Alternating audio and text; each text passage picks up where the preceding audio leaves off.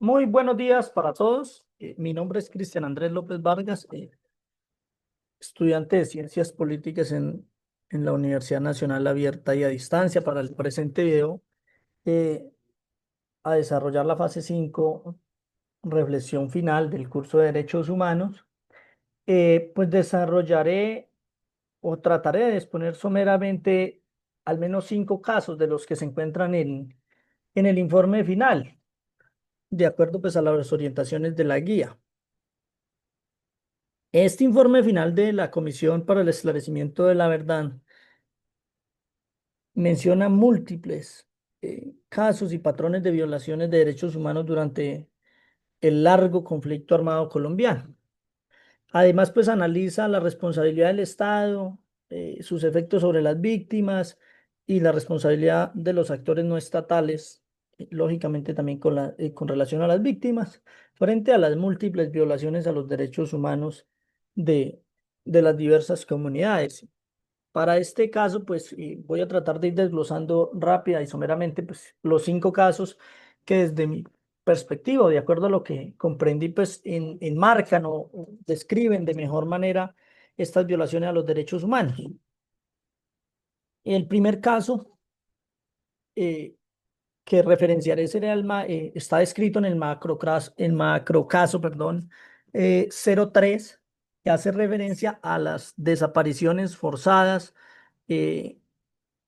que conllevaban a falsos positivos, y estos falsos positivos no necesariamente terminaron en homicidios, y pues digamos lo que de una manera politizada se ha utilizado ciertos periodos de tiempo, especialmente el periodo del 2002 al 2008 para señalar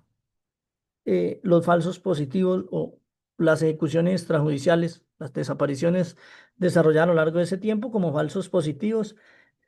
Pero este caso es más profundo de lo que nosotros pues vemos o de lo que nos vende la opinión pública o los medios que generan opinión pública, por medio del cual nos hacen ver que solo en ese espacio o lapso de tiempo se generó, si bien es cierto el 78%, de acuerdo con el informe de la verdad, el 78% de los casos de los que se tiene registro hasta el momento, pues sucedieron en ese lapso de tiempo. Esa es una práctica que desde los años 80, 90 ya se venía denunciando en departamentos como el Tolima, como el Cesar, en parte del Guaviare, y en otros departamentos del país ya había ese tipo de casos, de se presentaba como resultados operacionales positivos por parte de la fuerza pública y las fuerzas militares, eh, a ciudadanos que por vía jurídica o por la vía humanitaria se terminó demostrando que no hacían parte de actores armados no estatales, o a veces la persecución simplemente obedecía a razones meramente políticas. Estos falsos positivos, o mal llamados falsos positivos, obedeció a un patrón de comportamiento de algunos mandos, eh, especialmente en el ejército de Colombia, los cuales, malinterpretando y abusando de la función constitucional que les fue otorgada,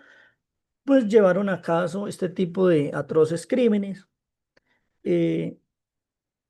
Adicional a eso, hay un análisis de diversos, digámoslo así, actores o vertientes o corrientes que identifican este caso de falsos positivos como una manera de ataque político entre facciones,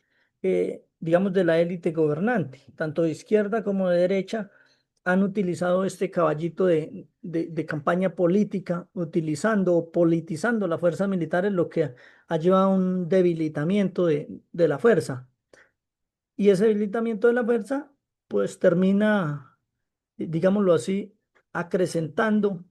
el lunar de los falsos positivos, porque los falsos positivos terminan afectando la institucionalidad en general, porque la fiscalía que realizó los levantamientos, la procuraduría que debía estar atenta, la contraloría que controla los recursos que utilizaban estos militares en esos lapsos de tiempo en los que se cometieron estas atrocidades, pues tampoco evidenciaron o tampoco pusieron al descubierto, porque seguramente lo sabían y no lo denunciaron así. Vamos que macrocaso 03 es un estado complejo, es un estado complicado, porque el estado actual de ese caso, y es la realidad triste de los hechos, es que las víctimas de quienes sufrieron este tipo de acciones por parte de la fuerza pública no han sido reparadas en buena medida. Y adicional a eso, es de conocimiento público que muchos integrantes de la fuerza pública que ya estaban privados de la libertad, afrontando condenas físicas reales, eh, decidieron someterse a la Jurisdicción Especial para la Paz, contar una versión que muchas veces contradecía la verdad jurídica con la que habían sido condenados, aceptando unas responsabilidades, señalando a diversos mandos o a diversas, digámoslo así, organizaciones o personajes políticos, a fin de obtener una libertad inmediata, que la Jurisdicción Especial para la Paz a bien consideró para que, pues digamos, se tuviera en buena medida la verdad, pero desafortunadamente tenemos que reconocer que no ha sido del todo la verdad y no hay garantía de no repetición, porque muchos de los militares quedaron en libertad o que se sometieron a este tipo de proceso,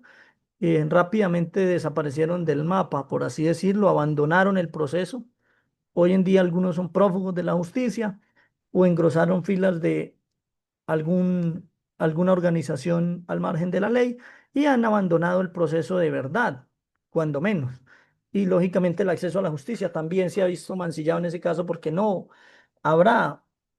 por lo menos de forma pronta, un acceso a la justicia para las víctimas de estas personas. Y algunos casos han sido controvertidos en la justicia ordinaria después de haber sido reconocido en la Justicia Especial para la Paz.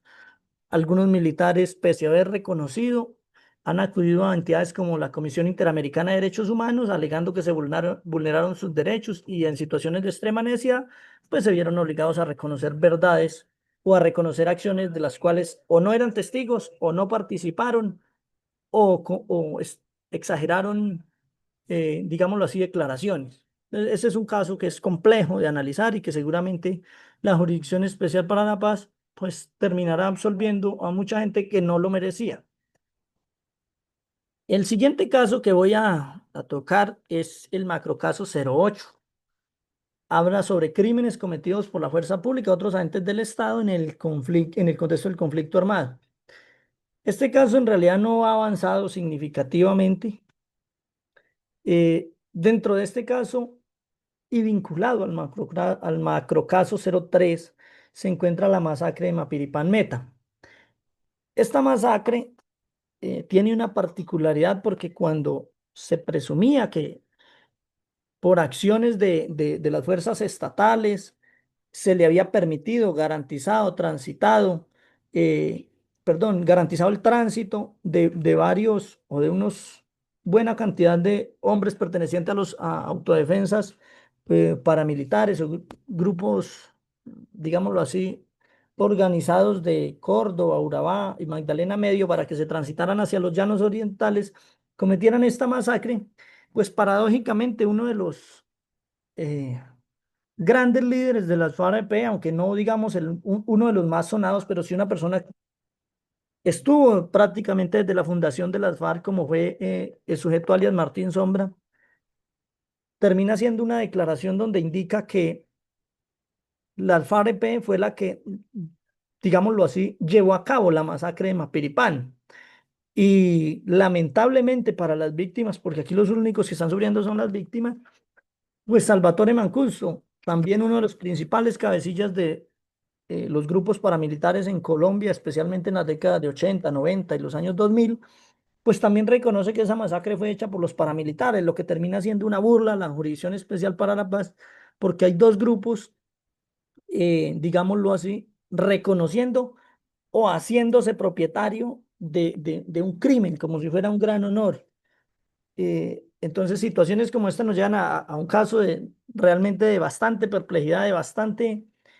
mm, como se dijera ahí, bastante desazón por parte de la comunidad en general, porque estos crímenes han sido utilizados con fines muy politiqueros por diversas organizaciones, defensores de derechos humanos, ONG y políticos de la política tradicional y de la vigente, en contra de X o Y partido con el propósito simplemente de vincularlos de una u otra manera a esta masacre, pero resulta que ahora los dos actores armados no estatales han reconocido su autoría. Entonces, digamos que es un caso que me pareció bastante complejo de abordar, interesante de investigar, pero pues que desafortunadamente no hemos obtenido avances significativos. Las víctimas no han, eh, digámoslo así, sido reconocidas o atendidas de una forma siquiera prudente o de una forma siquiera amable. El tercer caso que voy a abordar en este corto video es el macrocaso 01. Este macrocaso hace referencia a la toma de rehenes y otras privaciones graves de la libertad por parte de las FARC. Este digamos que es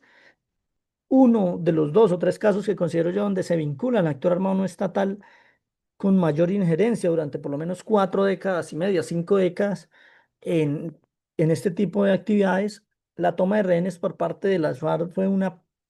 política, por así decir, interna de esa organización con la que se financiaron, si así se le puede decir, y con la que se garantizaron seguridad durante muchos años los cabecillas. Pues tener dentro de sus dominios o dentro de sus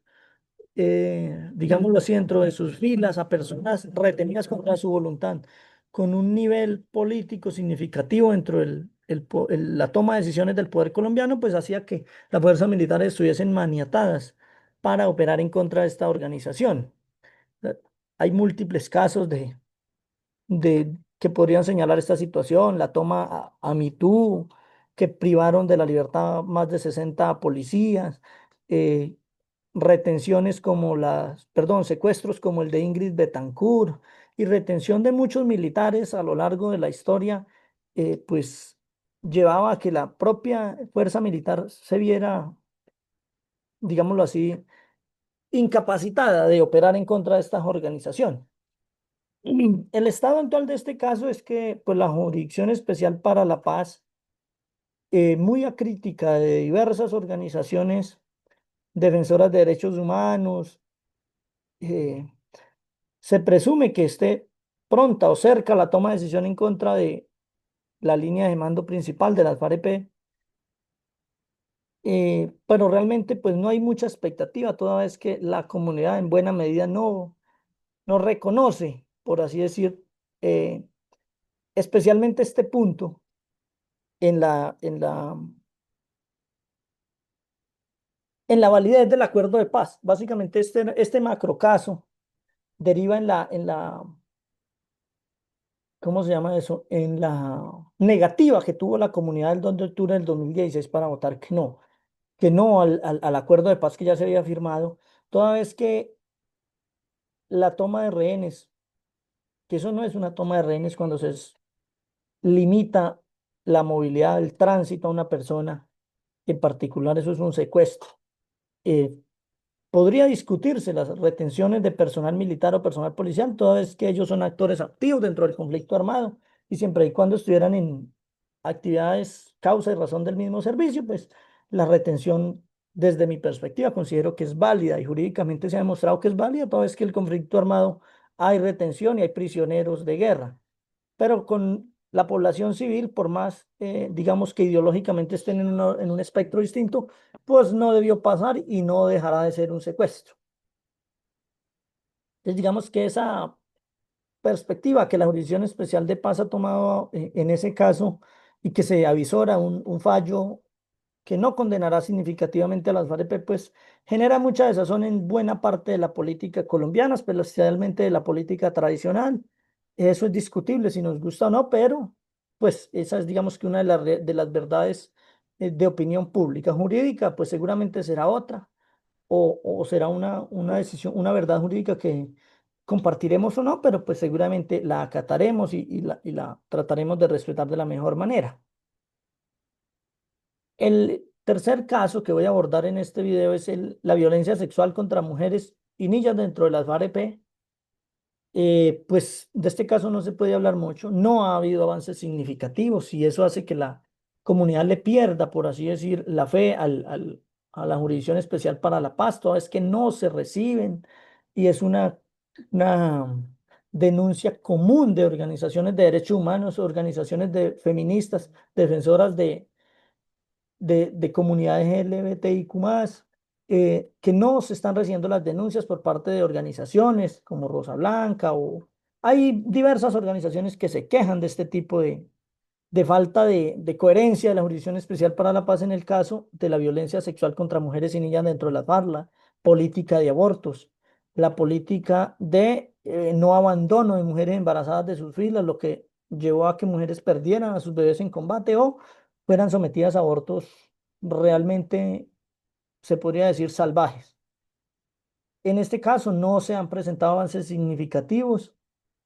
y pues digamos que genera mucha incertidumbre para las víctimas que se han visto revictimizadas después de haber salido del conflicto, pues incluso por la misma justicia. Al no encontrar justicia, las víctimas se sienten atacadas, se sienten ignoradas y eso es otra manera de revictimizarlos.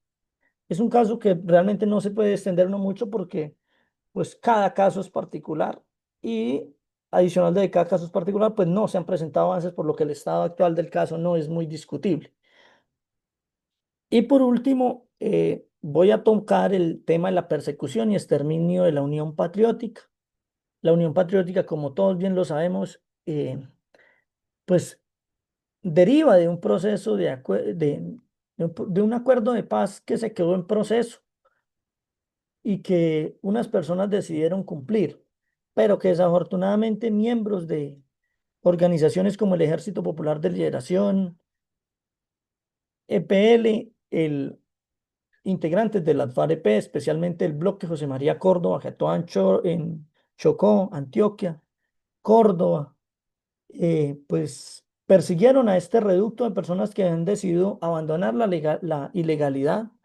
que habían decidido participar de forma activa y que lo estaban haciendo de excelente manera en partes de Córdoba y terminaron con el exterminio físico histórico de esta población y de la Unión Patriótica, como ya hoy en día vemos, cuando mucho queda una senadora, muy pocos participantes de nivel político significativo, de representación básica es muy mínima y esto dio a un exterminio en el que son culpables los actores armados no estatales y son culpables los actores de seguridad, los organismos del Estado, la institucionalidad como tal, que no fue, digamos, no tuvo la capacidad de protegerlos. Pues digamos que ese es un caso lamentable porque pues cualquier integrante de una organización al margen de la ley que considerara un proceso de paz al mirar este tipo de situaciones, pues dudaría mucho de avanzar en un proceso con el Estado colombiano. El estado actual es, digámoslo así, lamentable porque pues ni se han reconocido, las víctimas están falleciendo, los familiares de las víctimas directas están falleciendo ya de viejos y la memoria de ellos está muriendo con ellos. Muchos de los casos individuales pues no llegaron a ningún término. La Comisión Interamericana de Derechos condenó al Estado eh, a un acto simbólico, desafortunadamente, reconocimiento y pedir perdón, y quien representaba la institucionalidad del Estado, el señor presidente de la República, pues no tuvo la dignidad de llegar a tal evento. Entonces, digamos que por más que se avance documentalmente, pues mientras no existan hechos reales eh, que nos permitan creer que es posible, pues difícilmente las víctimas lo van a reconocer de esa manera. Digamos que esos serían como los 5 casos que traté de abordar rápidamente en este video. Eh, por último, no me queda más que dar las gracias por cada una de las fases, cada uno de los apoyos que a bien tuvo la tutora, y darle las sinceras gracias a la tutora Diana Marcela Bernal, que estuvo muy, digamos, atenta, muchas soluciones, muchas oportunidades. Le ofrezco mil excusas no haber podido participar en el grupo colaborativo, todas que por razones laborales pues no tuve la conexión necesaria y pues me fue imposible participar. Sin embargo, trato de hacerlo en este video de la mejor manera y de la forma más respetuosa, agradeciéndole su colaboración a lo largo del curso. No me queda más. Muchas gracias y hasta una próxima oportunidad.